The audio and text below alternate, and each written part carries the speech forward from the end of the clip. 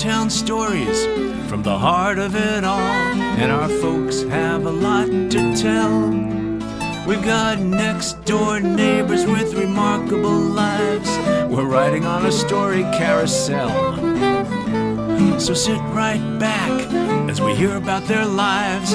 Yeah, home is where our story begins. Families, neighbors, and friends, the love never ends. Right here in Miami Springs, right here in Miami, and Virginia Gordon's here in Miami Springs.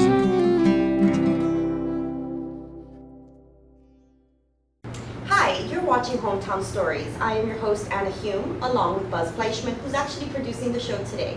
We thank you for your continued viewership as we feature residents with a story to tell. Today we have Al Granado with us. Nice to have you. Thank you for having me. I'm pleased to be here with you. Thank you so much. Tell me a little bit about your history. First, how long have you been a resident of our beautiful city? Well, my wife and I moved to Miami Springs in 1985, but I have been associated with Miami Springs for many years prior to that. I ended up at Miami Springs Middle School for a year, and then I graduated from Miami Springs Senior High School in 1971.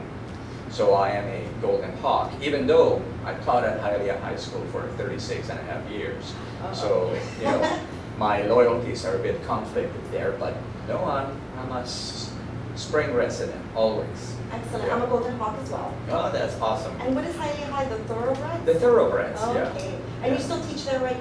No, fortunately, I retired last year, so I have a little bit less than a year of retirement under me, and I'm real happy about that. Well, congratulations. Thank you. Okay, so your last name I have to ask, which I think I know where you're from, but I'll let you say. I want to know a little bit about your history. Were you born in Miami? No, I was born in Santiago, in Cuba, and my family actually migrated from Spain, the southern part of Spain, Andalusia, to Cuba. My family did well, but we lost everything in the revolution. I was born in 1951, and by 1959 we had lost everything. My parents decided to migrate, but for one reason or another could not. They were accused of counter-revolutionary activities, and we took the opportunity, that is my parents did, to send my sister and I to the US by ourselves in something that is known as the Operation Pedro Pan, which is where approximately 16,000 children were sent by themselves to the US. The parents were afraid that the communist regime was going to take the children and indoctrinate them into communist ideology, and therefore they decided it would be best to, you know, get the children out first, and then they would come out as the opportunity arose. My sister Beth and myself got here to Miami in 1962. We were sent to a refugee camp called Florida City, and from there we were shipped out to two separate orphanages in Denver, Colorado. I went to a place called St. Vincent's Home for Boys, and my sister ended up in Queen of Heaven. It was an interesting experience, as you can imagine, but I will say this: even though there were a lot of negative aspects to it, you're torn away from your family and your home, there was a great deal of positive as well. For one thing, I learned English within 6 months. Wow. All right, there was nobody that spoke Spanish there at all, and it really it gave me a real good sense of what the country was like. This country, and you know, it began the process in my mind and in, you know, my persona of becoming part of, you know, this great nation of ours.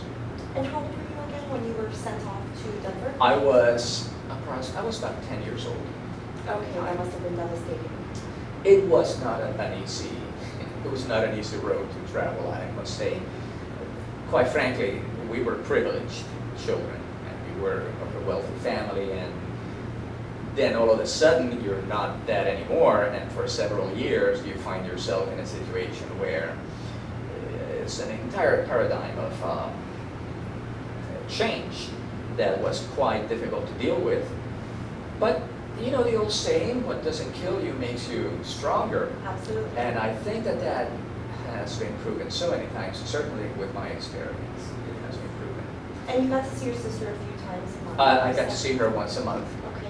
and it was an interesting thing. You know, a bunch of us would walk over to the girls' orphanage. It was a great trip, you know, because I lived in a boys' orphanage, and we had to go to the girls' orphanage, so it was quite exciting. Apart from the fact that I got to see my sister, I could see girls, you know, which was really great. Good. You know? Yeah. Did you meet anybody that you stayed in contact with? Quite frankly, the kids that I came in contact with were really great. But once I returned to Miami, it was very, very difficult to pick up where I had left off. You know, I mean, when I got off the plane to come back to Miami, I hardly recognized my mom, because the years had gone by and I had grown up, and you know, I mean, I was a teenager at the time. So I tried to keep in touch with the kids from the orphanage, but the truth of the matter is that, well, to begin with, it's hard to explain. Let me put it this way, there's only, as far as I can tell, there's only one of that close group that I knew of that is still alive. You know, they've all either died from miserable circumstances, or one of them was shot by the police in an attempted robbery. And, you know, I had a life that I had to once again build here in Miami. And so, you know, perhaps I should have kept in touch with them, but I did not. And Now sometimes maybe you I can. regret that. You know, perhaps now I can. Somebody sees the show and Precisely. they'll get in contact with you. Exactly. So that's wonderful. And why Miami Springs? I'll tell you, when we moved back to Miami, you know, we were in absolute poverty. Absolute poverty. I don't think that I can convey to the individuals that certainly not my own children. They have no idea, no notion what that's like. But, I mean, it was really difficult. And we lived in a small place in, you know, West Hialeah, which was only about 2 blocks away from the drawbridge. I'm sorry, the catwalk between Hialeah and Miami Springs, close to the high school. And so I ended up going to Miami Springs Middle School and then Miami Springs High School. And I always, and I'm not trying to denigrate Hialeah, great place, but I always walked in that catwalk, and it was almost like I was walking into a different world when I came to Miami Springs. So even as a child, I just felt a compulsion that this is where I wanted to live, this is where I wanted to raise a family.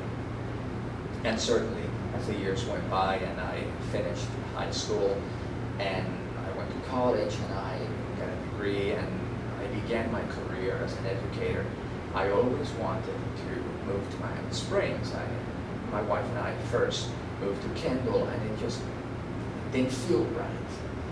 And the first opportunity that I had to purchase here in Miami Springs, we did, and the rest is history. It has really been wonderful. It's almost like I've traveled through New England, Boston, and in the West and so forth. And I remember seeing the small towns with their squares, and you look at Miami Springs, the gazebo, the circle, Curtis Parkway. It's like, I don't know, to me, it's like I'm home. Right. There's no place like Oh, no. I agree. Even Cuba, you would think? I don't remember much of Cuba, to be quite honest with you. And I'm, a first generation Cuban. My father came from Huelva, Spain. My connection to Cuba, certainly, I have a cultural connection to it. And, I speak the language, I have all the holidays, I love the music, and, I married a Colombian girl, beautiful Colombian girl, but I don't know. I just believe red, white, and blue. I love it. Yeah. Just like me. I come from Madrid, so. You're Madrileña, Sí. so yes. Okay, well, you're from central Spain and we're from southern Spain, but, Yes. nevertheless. Yeah, but once I discovered Miami Springs, just like you. I said, Miami Springs. Miami Springs is it. I love it. Yeah. I really do. Well, is there anything special you would like to share with our audience? In about terms yourself? of, well, just my conviction that sometimes, we work hard for the things that we want, and oftentimes you have a lot of people who, I don't want to ramble on, but they want to take your dreams away, but if you stick to it, like the dream of living in Miami Springs. A lot of people told me, oh, you're never going to be able to do that. Number one, it's too expensive. Number two, it's not a community that is going to embrace you. They were so wrong. I go to Milan's. Everybody knows me over there. They're so friendly. If I don't take my wallet with me, I forget, they'll say, okay, we'll just hold this here for you. You can't get that anywhere else. Absolutely. Dharma tattoo with logo, or the gym over there with Ken, all the different Philly sandwiches over on Curtis Parkway. Tell me about Just, that. Where's that? oh, they make the best Yes. Phillies ever, I'm telling you. But these are all people that I've gotten to know individually, and it's a sense of community that, you don't find, and that it's rapidly fading away in other places. Yet, in Miami Springs, we seem to have a notion of who we are and what we want to be. Change is inevitable, and it will come. How you manage that change, I think, is the most important aspect of living here in Miami Springs. I've met so many wonderful people living in this community that, it's hard for me to imagine being anywhere else. That was perfectly said. I have a quote I say when I walk around the city just to do business. Obviously, I work for the city. A lot of people know me. But I always say I feel like I'm in Mr. Rogers' neighborhood. Oh, yes. I walk around, everybody knows your name. Everybody. And, where else can you go where people actually open the door for you? Yeah, that's true. I mean, it's like that here. It's like that here. And so, I just want to say hello to my neighbors and to my friends in the Springs. If you see this, what a wonderful place we live in. Thank you so much. Thank you for coming here today. Well, thank you for having me. And you're And watching Hometown us. Stories with Granado. Have a wonderful day. Families, neighbors, and friends, the love never ends right here in Miami Springs. Right here in Miami, and Virginia Gardens here in Miami Springs.